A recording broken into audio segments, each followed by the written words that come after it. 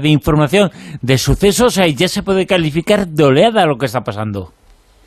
No sé si de fenómeno, pero desde luego hay una expectación mundial, de acuerdo a estas informaciones que el Pentágono va dándonos en cuentagotas. Ha habido una nueva filmación que ha desclasificado, o mejor dicho, que ha filtrado a alguien y que la Marina ha reconocido como propia. La filmación es flipante porque ves... Y casos recientes, además. Sí, vamos. Además, de eso se pasado. están pasando casos ahora mismo, claro. Del viernes pasado, y el suceso fue registrado en 2019. Es decir que... pero vamos, hay una expectación muy interesante. Las encuestas además hablan por sí solas. Hay 2/3 de la población de Estados Unidos que cree que su gobierno le engaña. Bueno, yo estoy seguro que si la haces aquí en España también van a decir lo mismo, ¿no? Pero no respecto a los ovnis. Ellos creen que les engañan porque tienen más información acerca de los extraterrestres. Y bueno, todo esto pues desde luego a mí me está recordando esos tiempos, años 90, 95, en el que también había ese ambiente tan especial que uno no podía por más que ir mirando al cielo e ir llamando a los amigos para saber si sabían algo más, ¿no? Hoy vamos a ver mucho al cielo, nos va a comentar también algo sobre ese tema, sobre lo que está pasando en el cielo. Silvia Casasola, muy buenas. Hola, ¿qué tal? Pues aquí estamos, sí, mirando ahora mismo. Nos encantaría tener que este techo fuera transparente y ver las estrellas, sería maravilloso. Sí. Pero bueno, pues por lo menos la imaginación nunca falta, y es cierto que sí, que vamos a tener hoy muchas informaciones que nos dicen que algo está atravesando nuestros cielos. Juan José Cezoro, muy buenas, ¿qué tal? Hola, muy buenas noches, ¿cómo estáis? Y Manuel Carbellal, que ha estado buscando información, le ha encontrado sobre un suceso que ha ocurrido hace muy poquitas horas. Bueno, están ocurriendo, insistimos, al margen de esas noticias de actualidad que tienen que ver con la posición sobre el tema del Pentágono. También están pasando, también están ocurriendo muchos fenómenos extraños en los cielos que no tienen que ver con esto, Manuel Carbellal. Cienes y cienes, por todos lados. Sí, Ahora lo raro es encontrar a alguien que no haya visto un ovni. Porque yo la verdad es que estoy bastante desbordado, ¿eh? Luego os comentaré con más detalle todos los casos que he recogido esta semana, pero vamos, se me están acabando las hojas. Bueno, empieza ya. Venga, suéltalos. Sabéis que, bueno, lo acaba de comentar Josep, hace horas se recibían en la redacción del diario La Vanguardia varias fotografías y filmaciones de al menos 2 incidentes diferentes en Barcelona de lectores que habían registrado fenómenos aéreos raros y los habían enviado al periódico. Pero la semana pasada comentábamos que estábamos siguiendo la pista al último caso de pilotos que se ha producido en España en la noche del pasado día 4 al día 5 de este mismo mes. Un Boeing que había despegado desde el aeropuerto de Vitoria con destino a Alemania, cuando entraba en el espacio aéreo francés, se encontró, fue interceptado, digamos, o vio por la izquierda de la aeronave, lo que es el lado en el que va el piloto, el copiloto va a la derecha, un objeto muy espectacular durante suficiente tiempo como para que el comandante pudiese tomar su teléfono móvil y tomar 5 fotografías y 2 pequeños vídeos que nos ha hecho llegar, que nos ha facilitado, ¿no? A raíz de ese incidente hacemos un llamamiento para ver si alguien había visto algo más. Lo hicimos el sábado pasado y el domingo pasado en España, y yo me he visto desbordado porque me han llegado un montón de casos en torno a esa fecha o en la misma fecha. Tengo aquí recogidos avistamientos en Calafell, una esfera roja en el puerto de Santa María con fotografías, también en Eibar, en el País Vasco, con vídeo, el 5 de mayo, unas luces en formación en Sabadell a las 4:38, o sea, el mismo día que el piloto veía el objeto. La Sierra de Madrid, también unas fotografías, que esto es lo que a mí me ha dejado totalmente desconcertado, exactamente iguales a las que nos facilita el piloto, o sea que estamos hablando del mismo fenómeno. También en Maresme, en Barcelona, a las 5 de la mañana, el mismo día. Aquí en Madrid también una filmación muy interesante tomada con el móvil. Entonces yo lo que he hecho es acudir tanto a la lista Euroufo, la lista europea de ufólogos, como a la MUFON en Francia. Y en la MUFON de Francia, el presidente Gianni Carrueau, que esto seguramente Silvia lo pronunciará mejor que yo. Tendría que verlo escrito. No hace falta verlo para saber que sí, que seguro. Carreau pues sería cagó. Sí, es que a mí eso me suena fatal, por eso no me atrevía yo.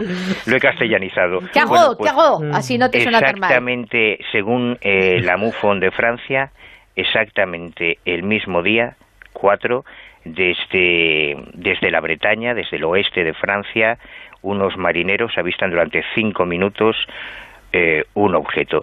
Pero lo que a mí más me ha flipado, estos son el tipo de casos que te rompen todos los esquemas. Es que yo no he dicho esto y no lo voy a decir todavía, por lo menos hasta la semana que viene, porque esta semana tengo que hablar también con varios testigos, pero cuando testigos de diferentes lugares que no se conocen entre ellos, que no han tenido ninguna relación, utilizan exactamente las mismas palabras y las mismas alegorías para describir lo que han visto, es cuando tú tienes que llegar a la conclusión de que, joder, es que algo han visto. Y yo pensaba, la verdad, lo comentamos la semana pasada, que podía tratarse de alguna de las trayectorias de acercamiento del famoso satélite ruso que precisamente impactó. El sábado pasado, pero por lo que me han confirmado, justo en el momento del avistamiento estaba sobre África, en la zona de sombra, o sea que era imposible que hubiese sido visto desde Francia, porque estaba en el centro de África en ese momento. Así que así están las cosas. La verdad es que yo estoy hacía tiempo que no me encontraba con una sucesión de... Estás ilusionado, ¿eh? Se te nota. Pero absolutamente, además estoy todo el día haciendo llamadas, hablando con unos, con otros, porque a lo bueno ahora es que todo el mundo tiene un móvil. Entonces ya no es como antes, que solamente tenías un relato, ¿no? Ahora, ya te digo, que aquí tenemos filmaciones, fotografías, o sea, esto es una puñetera locura. Y además lo bueno de las filmaciones, ya lo comentamos en alguna ocasión tú y yo, Bruno, es cómo queda registrada la componente emocional, porque en una foto no se registra audio, pero en un vídeo sí, y los comentarios, los gritos, la emoción que va acompañando a ese tipo de casos, eso también resulta muy elocuente, o sea que yo estoy encantado de la vida. Hace tiempo que no se vivía un momento como este. Yo lo he calificado antes de oleada, pero es lo más parecido a una oleada que se menciona mucho en el fenómeno OVNI, en la investigación en los últimos años, y no es necesariamente la utilización de Internet la que manda, sobre todo, sino que, bueno, también los medios los que no son en soporte digital, muchos se están haciendo eco de lo que está pasando en los cielos.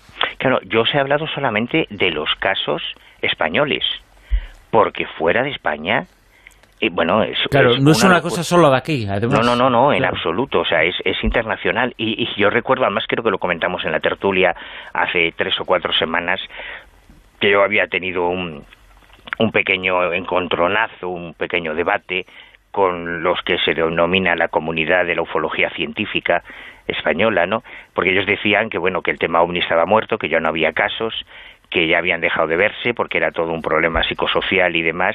Joder, macho, pues yo no doy abasto. O sea, menos mal que han dejado de verse ovnis. El problema es que no hay nadie que investigue. Ese es el problema, que no hay nadie, que ya la ufología de campo es algo que ya no se practica. Prácticamente no hay encuestadores, pero no es que no se vean, es que constantemente se están viendo cosas raras en los cielos. Lo que se vio raro también fue el otro día, aunque sabemos que era un meteorito, pero a 68.000 kilómetros por hora parece que viajaba esta bola de fuego de la que Silvia nos habla ahora. Sí, así es. Además, estuvieron muy pendientes, tuvimos en su momento invitados del proyecto SMART, que es el Instituto de Astrofísica de Andalucía, que registran este tipo de casos. Y bueno, pues la verdad es que tomaron nota de ello el 14 de mayo, de madrugada, a las 4:25. Y era una roca procedente de un asteroide y, como tú bien decías, pasó a una velocidad de unos 64.000 kilómetros Y bueno, pues fue vista desde distintos puntos. Al entrar en la atmósfera, pues esa bola ese meteorito se hizo incandescente y se convirtió en una bola de fuego, de tal manera que, claro, que por lo visto a una altitud de unos 89 kilómetros sobre el Mediterráneo y a unos 13 kilómetros de distancia de la costa española se pudo ver perfectamente y avanzó en dirección sureste y al final se extinguió a tan solo 29 kilómetros sobre el mar, a unos 34 de distancia de la costa de Marruecos. Y bueno, pues tenía tanta luminosidad, desprendía tantísima luz que se pudo ver desde una distancia de más de 500 kilómetros. O sea que ahí es nada. Se vio en el centro de España, se vio en el sur de España, me imagino que se vería también desde Marruecos. Así que pues nada, ahí sobre el Mediterráneo entró esta roquita y luego más adelante os comentaré de otro meteorito bastante curioso que entró en España, que lo consideran el más importante que ha impactado. Luego ya vosotros daréis vuestra opinión. Luego contamos esa información, ese dato sobre ese periplo. Hubo un periplo en el sistema solar de ese meteorito y otro en la Tierra. En España contaremos la historia de la vida de este meteorito, pero antes, Josep, cuéntanos, porque en mitad de todas estas informaciones se conoce la existencia de... No tiene nada que ver, pero la existencia de un protocolo de actuación en caso de que vengan de arriba. Bueno, tiene y no tiene que ver. Lo que pasa es que este es un ladrillito más. Me refiero que no tiene que ver en el sentido de que no se hace a consecuencia de lo que está pasando. No, por supuesto que no. Pero es un ladrillito más en esta especie de escalada de informaciones encaminadas a causar un cierto miedo en la población, porque ha salido publicada hace escasamente 5 o 6 días una guía, un manual que está redactada por 2 asesores de la Agencia Espacial Norteamericana, de la NASA, que aseguran en este manual que las posibilidades de que existan seres extraterrestres con capacidad para invadir la Tierra son reales y que por consiguiente, como los bomberos son los que están en primera línea de fuego, nunca mejor dicho, esto me ha quedado un poco... pues han creado todo un capítulo, que es un capítulo muy bizarro, el capítulo 13 de esta guía, en la que abordan cómo atajar una posible, atención, invasión extraterrestre. Y estos hombres se llaman William Kramer y Charles Bagme. La guía es pues la guía de los bomberos para desastres, ¿vale? Y ya te digo, ofrecen indicaciones precisas de cómo hay que actuar en diversas contingencias.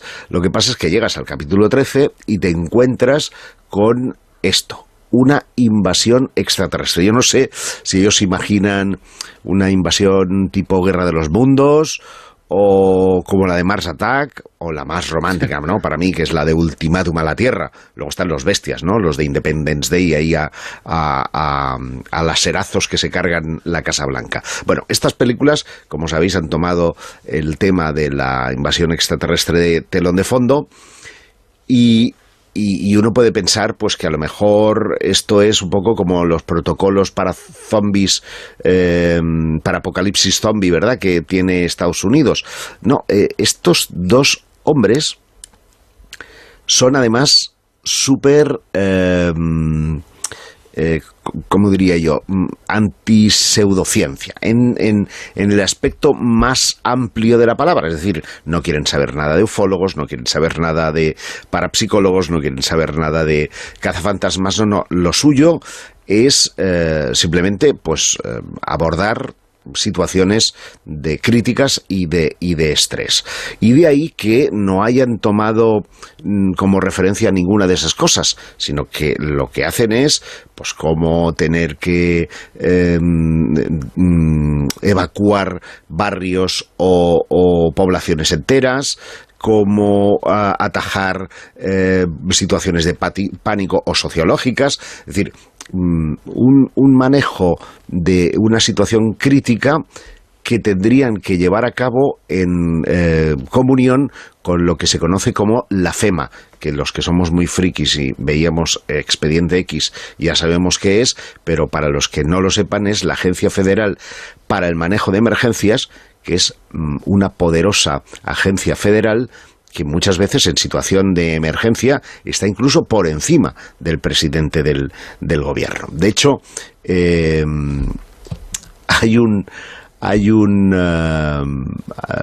porque claro, lo que dicen ellos es que ellos no pueden quedarse atrás de situaciones de este tipo cuando otros organismos gubernamentales ya tienen herramientas parecidas para atajar una invasión extraterrestre. Es que iros frotando los ojos, compañeros. Citan que eso ya existe. Claro. Que otros tienen esa información, jolines. Y es más, en 2019 hubo un coronel retirado que se llamaba coronel de Estados Unidos, no es español porque es que se llama Manuel Superviel, y que es que me río por lo de Superviel, pero bueno, sí. Sorprendió al mundo con sus declaraciones porque decía que los militares ya tenían un plan para defenderse en caso de invasión de objetos extraños. No hablaba de extraterrestres. Pero bueno, por si esto pudiera ser una, digamos, historia mental de estos dos hombres, no, es que en la introducción, que la hacen otros dos expertos de la NASA, Travis Taylor y Bob Bohan, aseguran que la posibilidad que los extraterrestres existan y sean lo suficientemente maduros como para contar con la tecnología que les permita venir aquí realmente existe, y añaden que el único modo en que los estadounidenses estaríamos en una guerra desigual sería si fuéramos atacados por extraterrestres. ¿Qué os parece? ¿Esto es de locos o realmente nos estamos perdiendo alguna parte de la información que no llega hasta aquí? Pero evidentemente la información es la que es, pero es una respuesta. También existen una serie de protocolos en caso de que existan problemas de otro estilo. Tú lo mencionabas, pues uno de ellos es ese. Recuerdo una cosa que decía. En el caso del apocalipsis zombie, sí, también ellos claro, no creen que vayan a levantarse los muertos de la tierra. Evidentemente, pero claro, sí creen que el tipo de reacción sociológica que se produciría con gente armada por las calles, etcétera, sería muy parecida al del apocalipsis zombie, ¿no? Sí. Y en este caso uno podría pensar que es lo mismo, pero llevado al plan extraterrestre. No, es que los tíos están sugiriendo que realmente esa posibilidad está allí. Yo no sé hasta qué punto está influyendo todo este estado de opinión generalizado, que lo tenemos aquí, pero que en Estados Unidos es una bomba machacona prácticamente a diario. Insisto que las encuestas, la última que se ha llevado a cabo es la CBS sobre una muestra de 1.009 personas, 1.009 adultos, y llegan a la conclusión de que 2/3 partes de la población estadounidense cree que los extraterrestres existen y han llegado hasta aquí, y un 73% cree que su gobierno está ocultando información. Claro, yo me imagino que cuando se publican cosas como estas, ellos, cuando digo ellos me refiero a la población norteamericana, ven todavía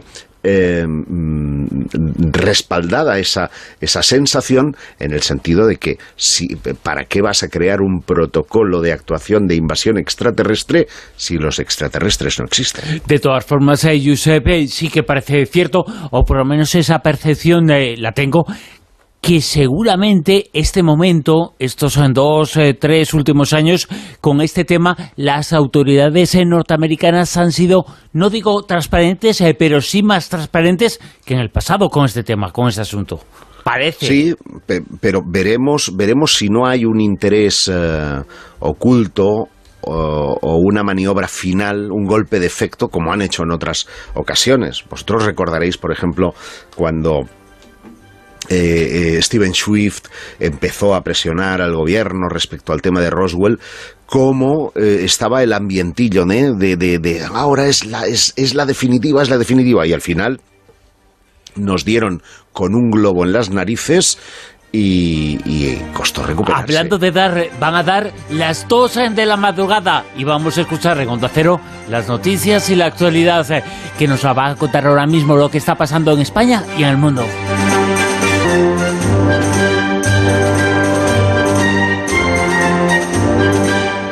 Continuamos en la Rosa de los Vientos, continuamos en la tertulia Zona Cero.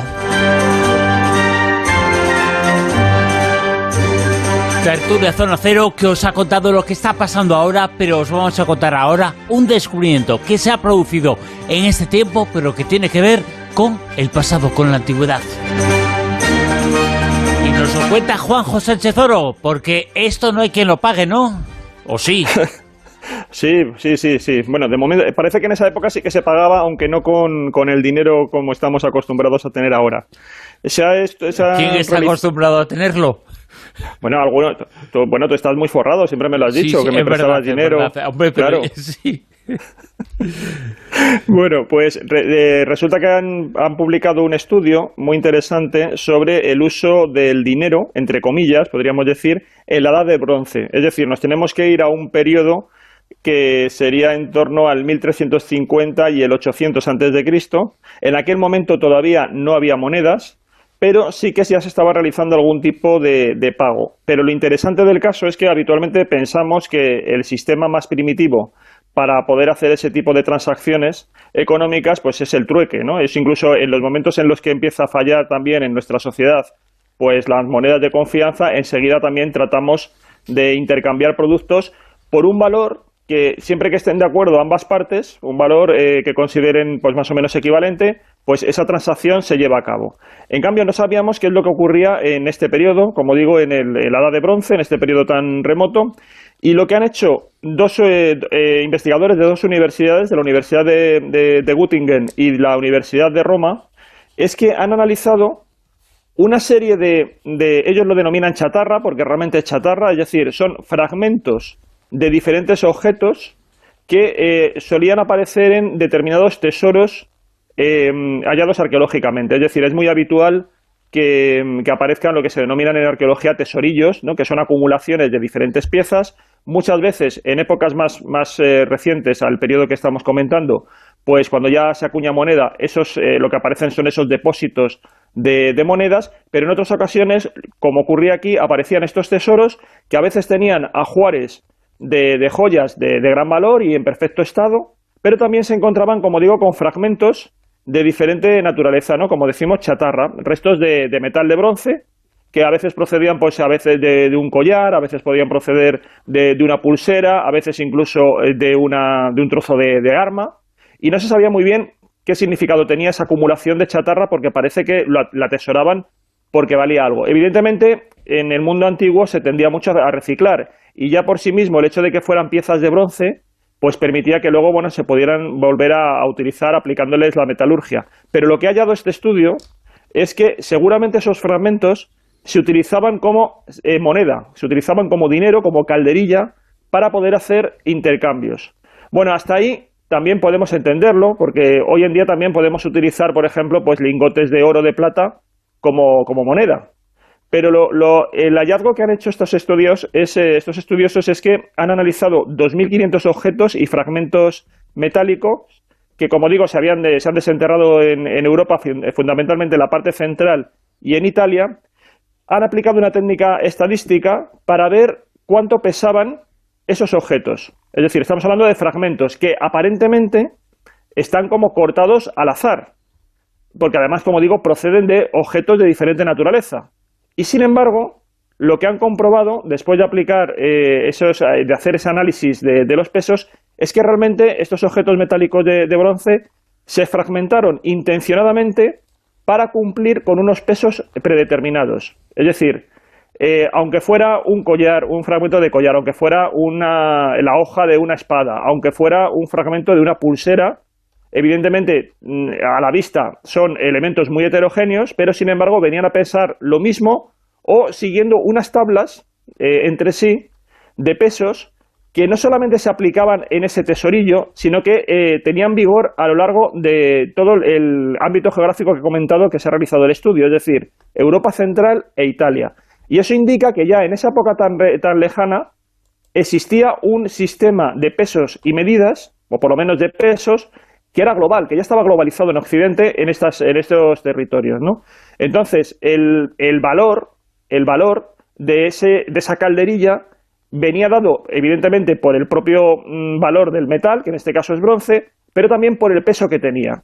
Y lo curioso es que, ya digo, las unidades o la relación que tenían de peso era una especie de norma no escrita que aplicaban las diferentes culturas que estarían asentadas en esta área geográfica, ¿no? Entonces esto es realmente un descubrimiento muy interesante porque siempre se pensó que este sistema de dar valor a las monedas luego por el peso fue muy posterior. Las monedas pues empezarían a aparecer aproximadamente pues, en el 300 o 400 antes de Cristo y ahí evidentemente ya se acuñaban las monedas y el valor de la moneda lo daba el peso, la cantidad de metal precioso que tenía en ella.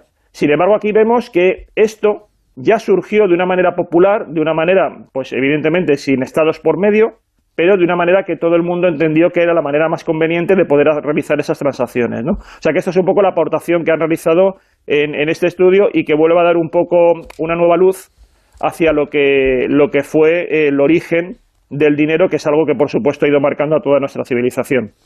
Hablando de cosas que vale mucho, porque vale su peso en oro. Manuel Carballal, sigues ahí, ¿no? No, me fui hace un rato. Ah, vale. Lo ver digo si que veía... vale tu peso en oro porque lo cuento en el libro. En la vida se torció. Manuel Carballal es una de las personas que ha estado con servidor en muchas de las cosas que ha ocurrido y que cuento en ese trabajo, en ese libro. Sí que, joder, macho, vaya librito te has marcado, ¿eh? Sí, bueno... Os habéis marcado, porque anda que la aportación de Javi, de García Blanco, te deja con un nudo en la garganta. Yo, vamos, me he gastado 2 cajas de Kleenex mientras lo estaba leyendo. Claro, porque además hay muchas cosas que cuentas que nosotros no podíamos saber, porque eran especialmente íntimas, ¿no? Lo que te pasaba a ti por la cabeza cuando te quedabas solo y wow, vaya experiencia. Lo que pasaba por la cabeza cuando estaba solo es el 99% del tiempo. Lo pasamos solos, sin que nadie, sin que comencemos con nadie, pero no en este caso, sino en prácticamente todos. Y seguramente ese silencio de las acciones, en ese silencio hay mucho contenido. Es la vida, ¿eh? Sí, es la vida, pero hay vidas más duras que otras. Hombre, tú como te llamas Brunete, claro. Llevas el nombre de una brigada acorazada, pues lo has aguantado. Has apuntado fino, ¿eh? Pero la verdad es que es muy impresionante. Viéndolo desde fuera, conociendo en las experiencias que compartimos, cuando estaba leyendo aquella visita a aquella médico tan agradable, ¿te acuerdas? Sí, ¿no? sí, que fuimos juntos y que me acompañaste. Que era todo delicadeza y todo diplomacia la mujer. Sí, me acompañaste a una neuróloga que me tenía que contar algo y me dijo, no, si usted tiene... No dio una, pero yo recuerdo la conversación que tuve contigo justo al salir, nos estábamos tomando algo y me decías, oye, esta mujer te acaba de decir lo que te acaba de decir y tú estás tan tranquilo tomándote un café. Sí, yo creo que no habría tenido tu entereza. Hay que verse, claro, me imagino que cada uno tiene que verse, pero joder, qué duro, ¿no? Y qué papelón también, qué papelón para Nesti, para Isma y mis hermanos, sí. Y para tu señora madre, doña Ana, que es muy amiga de José Guijarro, creo que comparten piso y todo en algún momento. Que, joder, cómo lo han tenido que vivir ellos, porque además, claro, también comentas pues todo lo que pasó tu hermana y vaya rachita, macho, vaya cita. Tú sabes que lo calculé, que exactamente hoy se cumplen 5 años, creo que son 5 años, 2 meses y 21 días de aquella tertulia que estábamos a punto de empezar cuando te notamos raro Sí, 5 años, 2 meses y 25 días. Sí, fíjate, sí. Se cumplen hoy. Fíjate cómo pasa el tiempo. Era en marzo de hace 5 años cuando durante la tertulia yo sentía algo extraño. Pasaron unas horas, lo seguía sintiendo y ya la mañana siguiente me acompañó compañero de la tertulia, que hoy no está con nosotros, pero Miguel Pedrero me acompañó al médico de urgencias porque algo pasaba. Bueno, pues ahí llegó la ambulancia y bueno, ahí cuento, en el libro lo cuento todo lo que viví, que es algo en lo que he pasado y que lo cuento ahí. La vida se torció, así se titula el libro. Estoy agradecidísimo de todo el recibimiento que ha tenido y todos los comentarios. Y son miles de comentarios otra vez de la gente, maravillosos, preciosos y bonitos. Y estoy con ellos. La verdad es que me decía, no sé qué me decía, que bueno, esto no compensa. Claro que no compensa, nada compensa esto. Pero la verdad es que las cosas tan bonitas que me han dicho en estos días, la gente, después de saber de la publicación del libro, no de leerlo, porque la gente no lo ha empezado a leer todavía, ¿no? Pero los comentarios son tan buenos que bueno, que... Pues se lee rapidísimo, yo me lo he leído un tirón y ayer te decían Silvia y Fernando que es un libro que puede ayudar mucho a otras personas que estén pasando por un trance similar, pero yo te diría que por otros trances totalmente distintos, porque te ayuda a relativizar cuando tú crees que tienes cualquier problemas, cosa, cuando claro. tú crees, dices, hostia, ¿de qué me quejo? ¿De qué me quejo si hay gente que lo está pasando muchísimo peor, ¿no? Sí, pero todo el mundo tiene derecho a queja y a quejarse y a expresarse. Yo creo que también eso es importante. Todo el mundo tiene ese derecho, esa posibilidad de decirlo, pero de ser conscientes que lo que le pasa a uno no es lo peor que te puede pasar. No, eso es cierto, porque muchas veces es como que cuando alguien tiene una enfermedad un poquito complicada, le decimos, venga, tienes que estar muy bien de ánimo, muy positivo, para que tengas esa lucha interior en contra de... Pero claro, quien lo vive, quien lo está pasando, eso tienes tus momentos de subidón, de que puedo con todo, y tienes tus momentos de bajón, que te estás acordando, claro, pues de todo, ¿no? De la típica frase, ¿no? El por qué a mí. Pues no es porque a ti, es porque, pues eso, circunstancias X, y lo que hay que intentar, independientemente de todo el problema que tienes ahí y que lo tienes que sobrellevar, pues eso, intentarlo hacerlo de la mejor manera posible y para que no te merme tu día a día. Solamente 5 años después se puede decir y hacer esto. En ese momento es imposible pensarlo. ¿Sabes, Bruno, claro, lo que me gusta más a mí del libro? ¿El qué? Que por fin hay pruebas empíricas y objetivas de que tienes dientes. Porque sales en una foto sonriendo. ¿Ah, en sí? Nerja. Sí, que yo cuando la vi pensé que era una teleplastia. Digo, no puede ser, esto no puede ser real. Sí, sonríes y tienes dientes. Jolines, ¿hasta qué punto yo no había percibido eso, no? Pero sí, ya sé qué fotografía te refieres, sonriendo en las cuevas. En la presentación de... en las cuevas, en la foto las de las cuevas. Nerja, sí, es verdad. Pero hay otra foto en la que sonrío, que está tomada en León. Y yo recuerdo la presentación de un libro, y al acabar la presentación noté un primer indicio de lo que después pasó. Fue una primera sospecha, una primera cosa... Bueno, pues una primera alerta sobre lo que después podía pasar, y pasó. Manuel, cambiamos de tercio. Cambiamos de la vida se torció a la vida del rey de magos. Bueno, esta es una historia, abrocharos el cinturón, porque es una de esas historias que me gusta traeros de vez en cuando, muy desconocida y absolutamente espectacular. Y además es la historia de un paisano, tocayo y colega, porque es la historia de un gallego que se llamaba... Lo de paisano, claro, perfecto, paisano. Pero lo de colega, explícamelo. Claro, era paisano porque era gallego, sí. Era tocayo porque se llamaba Manuel, sí. Y era colega porque se convirtió en el rey de los magos y en el mago de los reyes.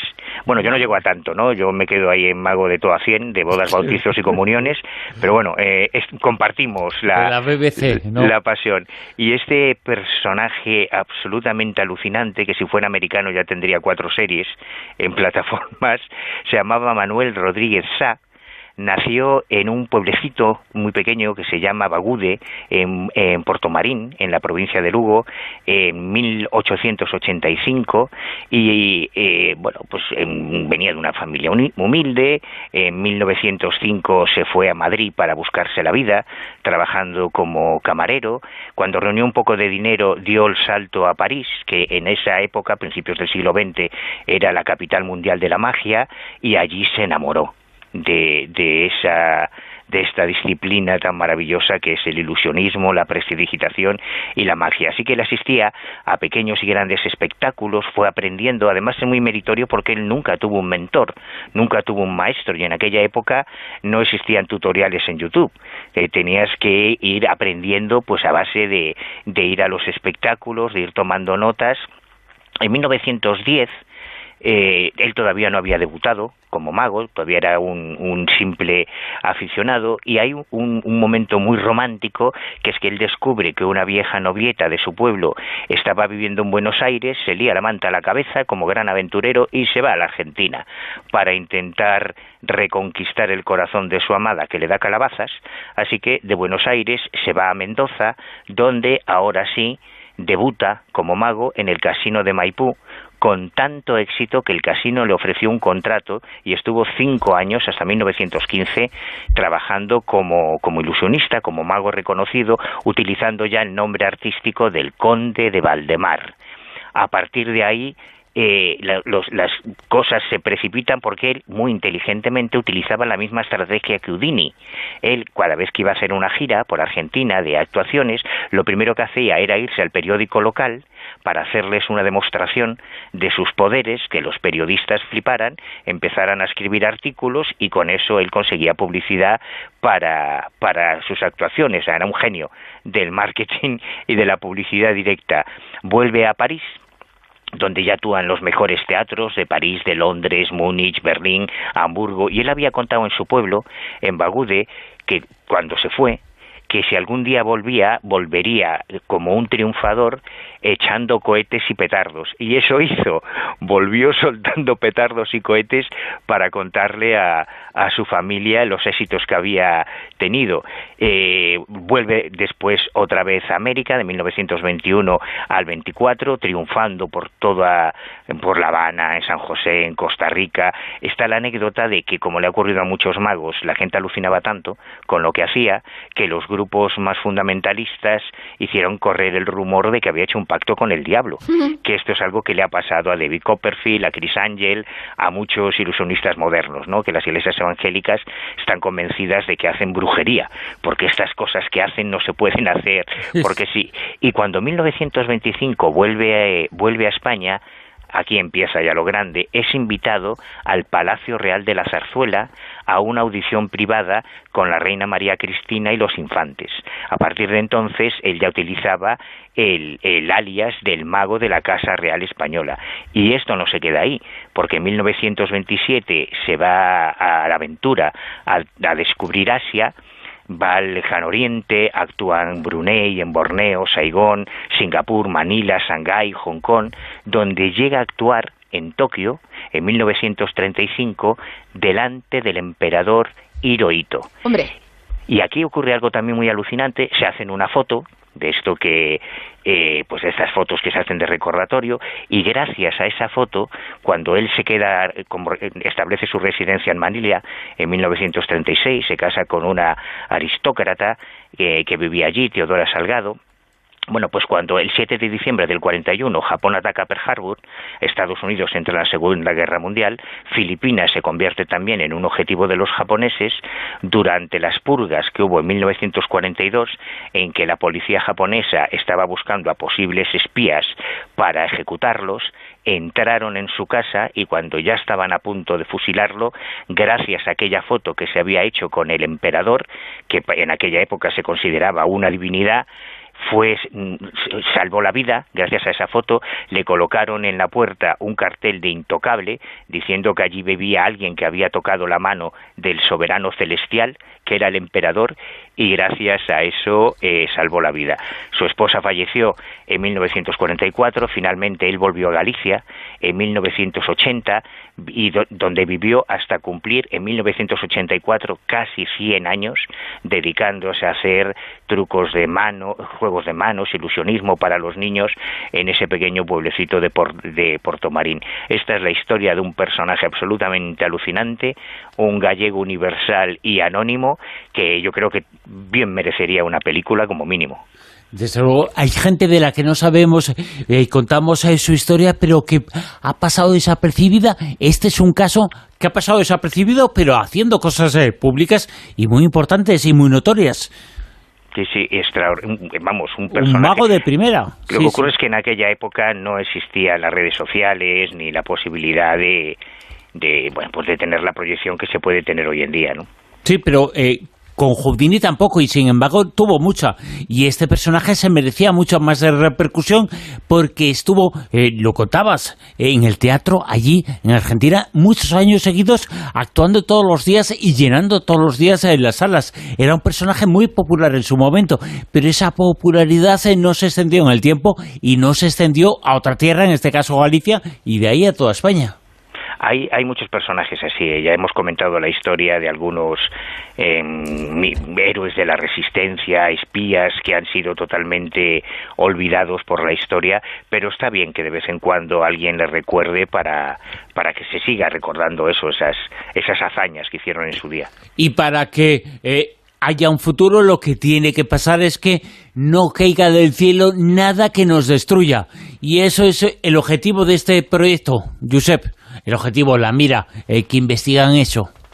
Sí, hablamos de científicos, de astrónomos, que se preparan ante lo que es inevitable, que tarde o temprano un cometa, un meteorito, un cuerpo astronómico entre en la trayectoria directa de la Tierra y ocurra como hace 65 millones de años, que un asteroide acabó con los dinosaurios, o al menos esa es la idea más aceptada, o como ocurrió en el siglo XX, a principios del siglo XX, cuando en Tunguska un bólido, porque yo no creo que fuera una nave extraterrestre, pues aplastó 80 millones de árboles en un área pues de muchos kilómetros cuadrados de la taiga siberiana.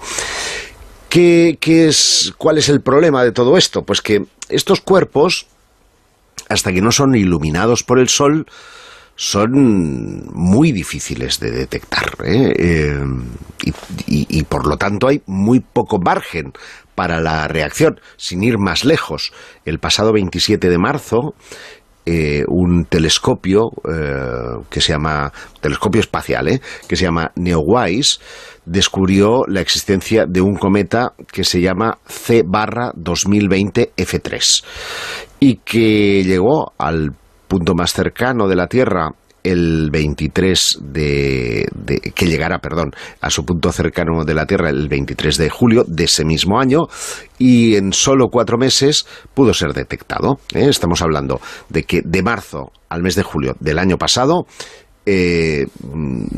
se supo de la existencia y de la posible detección, y pasó a 103 millones de kilómetros. Que eso os puede parecer mucho, pero en términos astronómicos está dentro de esa zona de riesgo que llaman NEO. Los NEO son asteroides o cometas que en su órbita más cercana al Sol pasan a menos de 1,3 unidades astronómicas de la Tierra. Por lo tanto, esos son, por así decirlo, los cuerpos que tienen riesgo. Y este no era precisamente pequeño, tenía 5 kilómetros de diámetro, lo que de estar en rumbo a nuestro planeta, en lugar de haber pasado a esa distancia, pues hubiera producido efectos devastadores. De hecho, hay una web que, si queréis, luego os voy a poner en Twitter para que juguéis, poniendo el tamaño y el lugar, y vais a ver la zona de acción o de extinción y cuáles son las posibles consecuencias del choque. Es una web en la cual cada uno puede jugar a destruir la Tierra. ¿Y qué pasaría, no? Más o menos. Exactamente. Por ejemplo, uno del Madrid puede jugar a cargarse el Camp Nou, otro del Barça puede cargarse al Santiago Bernabéu, Esto lo pueden hacer, pero es un simulacro, y estos simulacros, no con esta web, sino con una mucho más sofisticada, la llevan a cabo científicos de la Jet Propulsion Laboratory y del Centro de Estudios de Objetos Cercanos, y han confirmado el peor de los escenarios, es decir, ante un simulacro que ellos han realizado, eventualmente que se descubra un asteroide el 19 de abril pasado, del 2021, le han bautizado, le han puesto un nombre hipotético de 2021 PDC. Muy poético. Bueno, pues sí. Perdón. Y predijeron en abril, en esa hipotética historia, que tendría un 5% de posibilidades de impactar con nuestro planeta. Pero el 2 de mayo se dan cuenta de que los cálculos tenían algún error y que el asteroide tiene muchas posibilidades de impactar entre Europa y el norte de África. El día 30 de junio, los astrónomos ya pueden medir con precisión el tamaño del asteroide. Tiene 140 metros y que el impacto tendría lugar en algún lugar de Centro Europa. Finalmente, el 20 de octubre a las 17:02, el asteroide impacta. El mapa es desolador, se cargan buena parte de Austria, Passau, Salzburgo, Linz, quedan arrasadas y la onda expansiva provoca daños incluso en Praga y en Múnich, ¿vale? Es un ejercicio simulado, pero ¿qué pone en evidencia? Que aun teniendo 6 meses no se ha podido hacer nada para desviar ese posible riesgo, ¿no?, para la humanidad. Y de ahí que sea muy importante una misión que se va a poner en marcha en el verano del año próximo y que lleva por nombre DART. Es el acrónimo de Double Asteroid Redirection Test. Y es una especie de impactador. Le llaman impactador cinético. No me preguntéis qué es porque no tengo ni idea. Pero que se va a enviar, esto sí es de verdad, a un asteroide de 160 metros de diámetro que está en el sistema binario Dimorphos, y allí se va a llevar a cabo un estudio, una contramedida para intentar variar su órbita. Y eso es muy importante. Muy importante porque, a pesar de que los grandes medios de comunicación no se han hecho eco todavía, sí lo hemos hecho nosotros, y lo han hecho, las publicaciones más, heterodoxas, hay un riesgo con un asteroide que se llama Apophis, que fue descubierto en diciembre de 2004, y que en 2004 tenía una posibilidad de colisión con la Tierra de un 2,7%, es decir, era muy baja, y estimaban que ese riesgo de colisión con la Tierra del 2,7% se iba a producir en el año 2029. Pero ahora, nuevas observaciones adicionales de estos tíos han mejorado el cálculo y precisan, atención, que el 13 de abril de 2036 podría impactar contra nuestro planeta.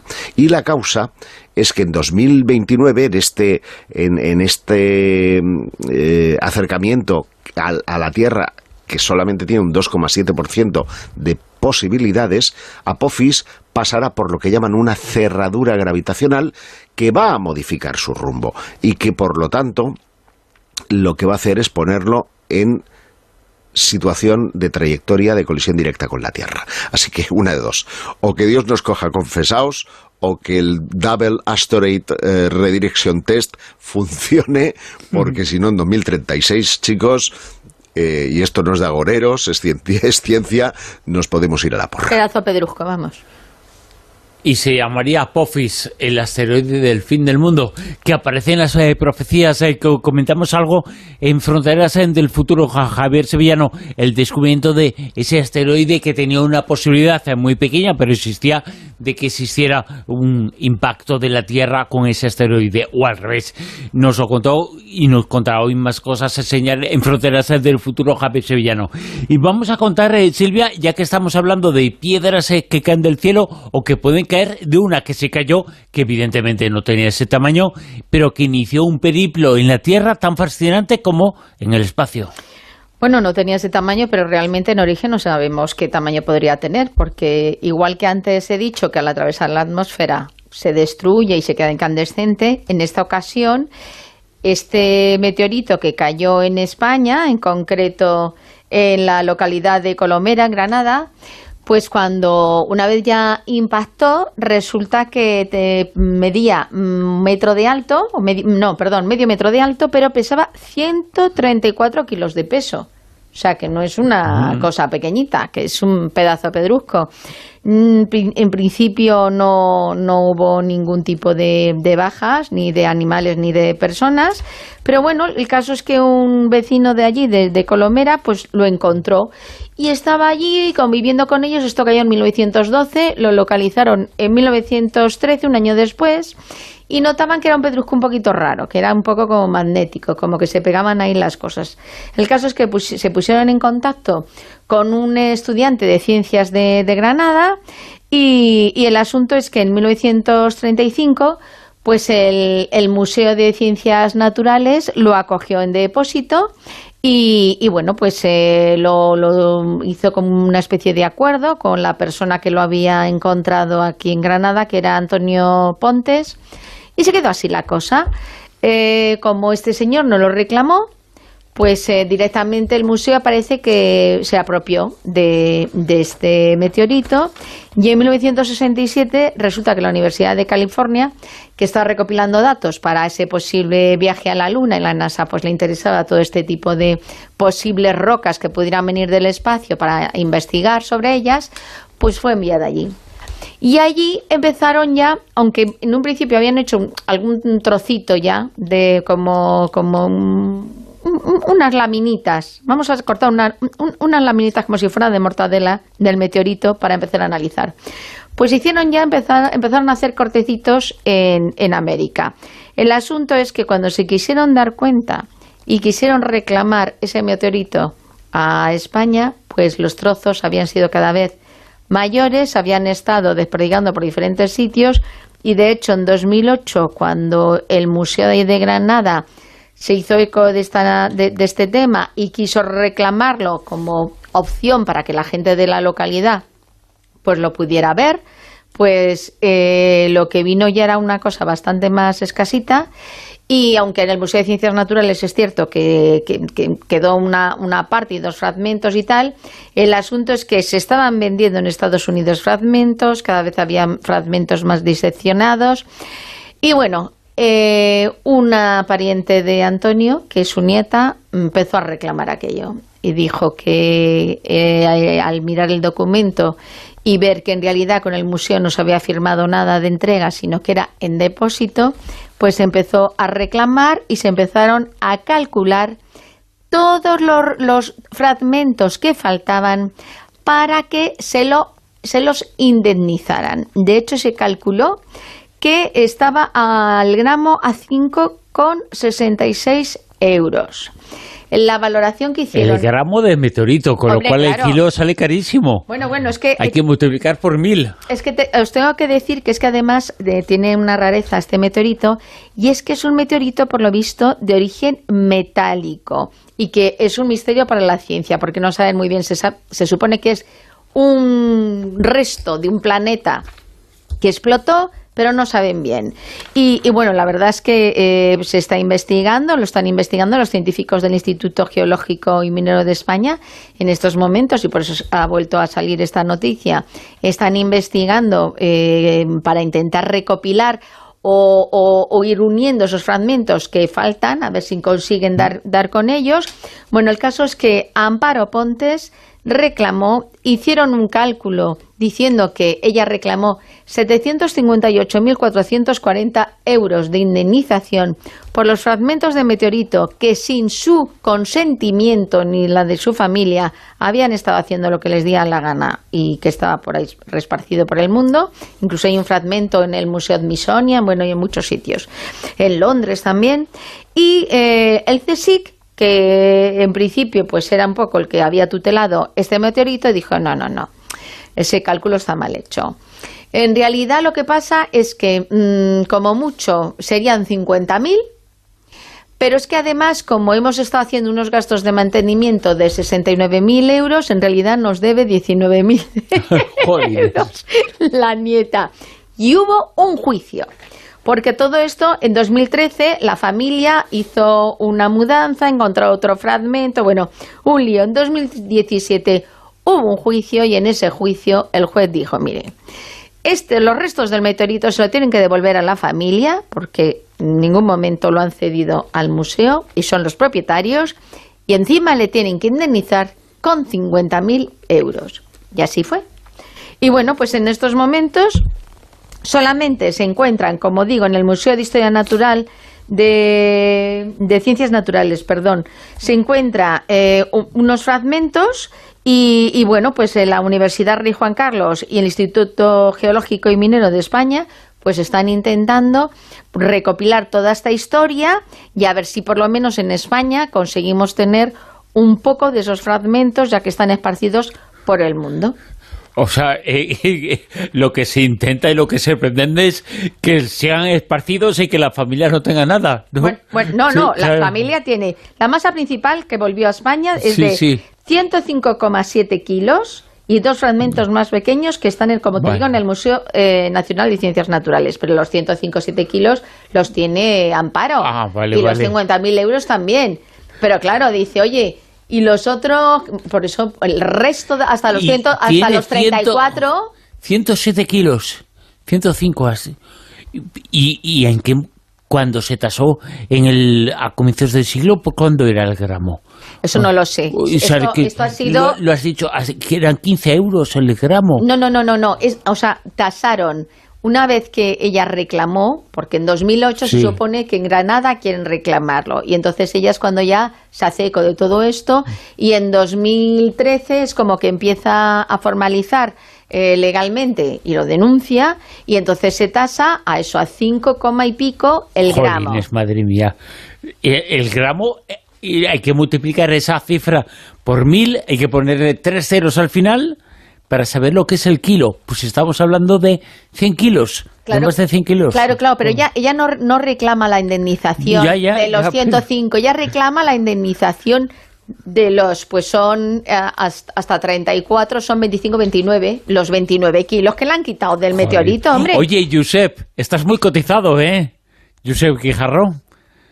Y bueno, es que las piedras de buena calidad se cotizan, claro, no podría ser de otra manera. Jolín, qué barbaridad.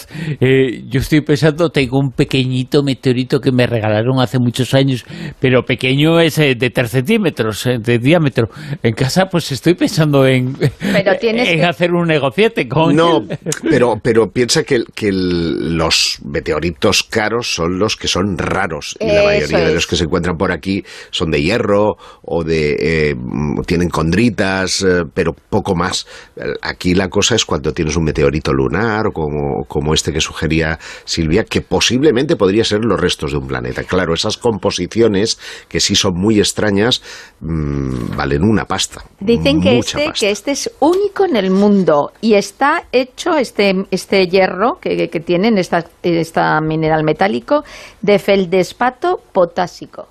Así que si el tuyo no tiene feldespato potásico, me parece a mí que yo soy feldespato puro, Silvia. No lo dudo. Juanjo Sánchez Oro, ataques energéticos, parece ser. Bueno, cuéntanos, ¿esto qué pasa o qué no pasa en la Casa Blanca? Bueno, pues yo la verdad es que estoy un poco confuso con esta historia, pero me parece que también por las noticias que están corriendo al respecto, la gente también está bastante confusa. O sea que mi estado es bastante coherente con lo que está pasando. Les ha caído a la cabeza uno de esos meteoritos, ¿no? Pues es que, bueno, la verdad es que la cosa, yo digo que está cogiendo ahora esto una dimensión, por lo que voy a contar, que ya me hace dudar.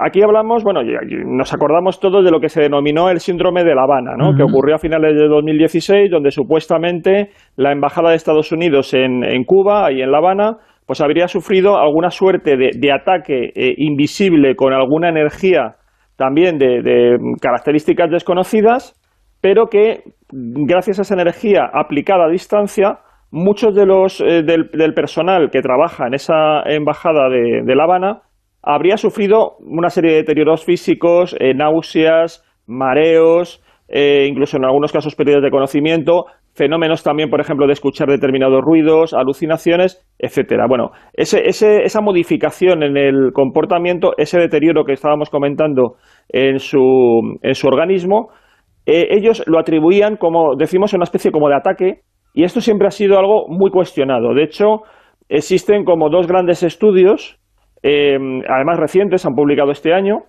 que tratan de extraer algún tipo de luz sobre lo que realmente ocurrió aquí en esta embajada y si realmente tiene algún tipo de fundamento este supuesto síndrome de La Habana.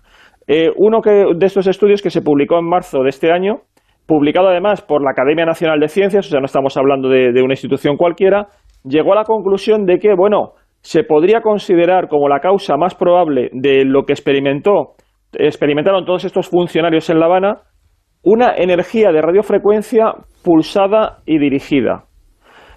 Esto es, como digo, un poco la conclusión. Es decir, ellos no descartan que realmente todo este cuadro que estamos comentando, todo este cuadro físico, realmente, bueno, tuviera una causa que fuera más allá de lo puramente psicológico. En cambio, otro investigador que ha publicado un libro con varios autores, que es, por ejemplo, Robert Bellow, lo que él dice es que estamos ante una especie de histeria colectiva aguda con derivaciones psicosomáticas. O sea que para él realmente lo que ha ocurrido aquí es que ha habido un proceso de obsesión a partir seguramente de algún tipo de estímulo, pero que eso ha ido corriendo como la pólvora entre todos los componentes de la embajada. Y bueno, pues como digo, tenemos estos dos planteamientos. ¿Pero qué es lo que ocurre ahora? Siempre se ha hablado de estos supuestos ataques a lugares críticos de Estados Unidos repartidos por el mundo. Se ha hablado de ellos en China, se habló también de la antigua Unión Soviética, de la embajada que tenía en Moscú Estados Unidos, y ahora también con Rusia. Pero lo que ha ocurrido ahora es que siempre se ha estado hablando de estos ataques con esta supuesta energía dirigida en territorio extranjero, fuera de las fronteras de Estados Unidos. Lo que está ocurriendo ahora y lo que ha desvelado la CNN es que el Pentágono, junto con otras agencias gubernamentales, ha abierto una investigación para aclarar si ciertos extraños incidentes que han ocurrido en áreas críticas de Estados Unidos tienen visos de realidad o no. Y cuando hablan de incidentes, comentan, por ejemplo, el caso de 2019, donde un alto funcionario en un barrio de Virginia estaba paseando con su perro y de pronto, al cabo de un tiempo, empezó a sentir náuseas, empezó a sentir dolor de cabeza, vértigos, una especie también como de hormigueo en el rostro, un debilitamiento general, y como decimos, es una sintomatología que es muy similar a la que se diagnosticó en el síndrome de La Habana. Entonces, también ha ocurrido otro caso parecido en las inmediaciones, como digo, de la Casa Blanca. También no ha trascendido demasiado el detalle de lo que ha ocurrido, pero parece también que un alto funcionario, trabajador de la Casa Blanca, también habría sido afectado con esta supuesta energía. Entonces se ha abierto esta investigación y, aunque como decimos no está nada claro, también coincide la revelación que ha hecho la CNN con una sesión informativa realizada por el Comité de Servicios Armados de la Cámara de Representantes, que estuvo valorando cuál era la vulnerabilidad de las tropas norteamericanas en Oriente Medio y también en Sudamérica, es decir, los contingentes armados que tiene Estados Unidos en el exterior, ver si podían ser de alguna manera sometidos a estos ataques de energía dirigida. Y es que había un caso hace un tiempo en una base militar de Siria, una base militar norteamericana, donde se detectó el paso de un helicóptero ruso sobrevolando el recinto a baja altura. Y al poco tiempo, varios marines que estaban allí empezaron a desarrollar una serie de síntomas bueno, parecidos a la gripe, pero también mezclados con náuseas, con mareos, con debilidad general. Entonces se asoció el vuelo de este helicóptero con esta supuesta, que habría podido utilizar esta especie de arma energética para debilitar la condición física de estos soldados. Cuando se hizo la investigación, parece que no se pudo comprobar ni probar fehacientemente esta supuesta acción del arma que comentamos, porque ya había algunos médicos que manifestaron que la dolencia que había afectado a estos soldados se produjo, empezó ya a tener determinados síntomas antes de que se viera el helicóptero, y que además no hubo nadie más que estos poquitos soldados con idéntico cuadro clínico. Por lo tanto, entendían que si hubiera sido la acción de un helicóptero, habría sido una acción como más extendida, ¿no? Más indiscriminada que solamente este caso. Y luego tenemos otra historia, también en este caso es un espía, un alto funcionario de la CIA que trabajaba como espía, como también personal encubierto en Moscú, que se llama Mark Polimeropoulos, y en el año 2019 también se levantó y cuando estaba en Moscú y empezó a sentir pues un poco todo lo que estamos comentando, ¿no? Toda esta situación. Él pensaba incluso que había sido intoxicado a través de un alimento. Pero, bueno, se informó a la CIA de lo que había ocurrido. La CIA le investigó, es decir, le puso en tratamiento médico, investigó a ver cuáles podían haber sido las causas de lo que le estaba pasando, y parece que no llegó a ninguna conclusión. Sin embargo, él siguió desarrollando esta enfermedad o este malestar general que le iba y le venía, y además estuvo poniéndose en manos de determinados especialistas privados, por ejemplo, de un neurólogo, porque, claro, no le convenció nada el diagnóstico, el dictamen médico que había dicho la CIA. Y fue aquí como, con este neurólogo privado, como determinó que él sí que tenía algún tipo de neuralgia occipital y que eso parecía que no podía proceder exactamente de una causa natural. Por lo menos él así lo pensaba. Entonces él volvió a pedir a la CIA que por favor le pusieran en manos, le derivaran a la Universidad de Pensilvania, que es donde se estaban investigando los casos de la embajada cubana. Y la agencia, la CIA, se negó a hacer el traslado. Entonces él se queja y él está absolutamente convencido que realmente él ha sido afectado por este síndrome de La Habana, y además está muy molesto porque la CIA ni siquiera parece que, aunque según ha revelado la CNN, por lo menos el Pentágono y algunas agencias gubernamentales estarían investigando el asunto, ni siquiera ha mandado una carta de advertencia, un mensaje, digamos, privado por las líneas confidenciales que tienen entre agencias Estados Unidos y Rusia, para decirles, oye, no volvéis a hacer algo de esto, tened en cuenta que lo estamos investigando, tenéis que detener los ataques, etcétera, etcétera, y de esa manera por lo menos demostrar que están al corriente, ¿no? Entonces, ahora mismo la Casa Blanca o la administración Biden simplemente está diciendo que lo está investigando y no se ha pronunciado más al respecto, ¿no? Por eso digo que es un poco extraño, porque no sabemos si nos estamos moviendo simplemente en algo, una suerte de obsesión, o como dicen algunos especialistas, un acto, simplemente una especie de histeria, ¿no? De contagio psicológico, o realmente existe esta supuesta arma que además en toda la información que yo he recogido se habla de ella muy genéricamente, porque prácticamente decir que es energía dirigida es no decir nada. Claro, un rayo de sol es una energía dirigida, claro. O sea que... De todas formas, es que esta historia puede recordarme... Hay un contexto y una justificación. Se puede marcar en una circunstancia de los acontecimientos, pero mucha gente, y es una manifestación de personas que tienen problemas psíquicos, el decir que hay una fuente de energía que les dirige, les emiten voces, órdenes, esto no tiene nada que ver, ¿no? Bueno, a ver, aquí habría que ver, claro, el problema está en los casos quizás donde yo veo que, claro, eso puede ocurrir, pues sí, hombre, todos somos, digamos, susceptibles de poder tener en un momento dado lo que tú comentas, ¿no? Alucinaciones, poder tener ese tipo de problemas, pero yo distinguiré también los casos más colectivos, los casos, por ejemplo, como lo de La Habana, donde parece que son varios funcionarios. Hay un contexto, exacto. Exacto. Entonces, ahí, bueno, tenemos la explicación psicológica, como digo, que apuntan algunos expertos, pero también, como digo, está el caso de la Academia de Ciencias Americanas que considera que puede haber algo real. Entonces, no sé, yo digo que las informaciones se están multiplicando. Quizás lo que me llama la atención ahora es que se haya pasado del exterior, que es donde más fácilmente quizás se pueda producir el ataque, teniendo en cuenta que estamos en territorio de un adversario político o geopolítico, a claro que ocurra dentro del territorio norteamericano, ¿no? Yo creo que eso ya es, bueno, pues es subir un grado lo que sería el problema del que estamos comentando, ¿no? Así que, no sé, a mí ya digo, la reiteración de informaciones, además esto ya no está saliendo en, digamos, diarios o blog, sino que es información de la CNN, es información, por ejemplo, el New York Times también le ha dedicado esta semana al asunto una crónica bastante extensa. Todos son muy prudentes, pero tampoco ninguno de ellos descarta nada. O sea que, bueno, nos movemos un poco todavía entre dos aguas. Y es que en el mundo, además de la psiquiatría, Manuel Carvellal, se está hablando ya de lo que puede ser una futura revolución psicodélica. No, esto va a ser la releche.